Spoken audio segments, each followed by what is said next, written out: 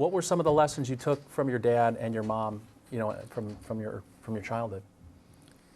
It's interesting because when I was here, again, there was such a gap between, I think not just ages, but I think culturally speaking, I was really an American, but I was being raised by Iranians and trying to adapt into kind of. I went to Beverly Hills School District.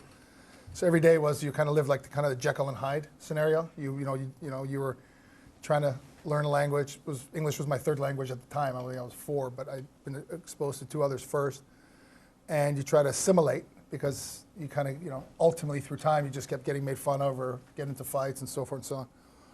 And then you come back home and the way my parents kind of raised us was not through. It was very unique. I mean, when you're raised, you don't really think anything's different. So if you're raised in an abusive household, you think everyone's abusive. If you're raised in a loving household, you think everyone's loving. So I was very blessed to be raised in a very loving household, and so from that standpoint, one of respect and one of very core values. So from my standpoint, it was kind of a Jekyll and Hyde because at school I was just I wouldn't say I was a mess up, but I was kind of I was like the clown of the class, the bully sometimes.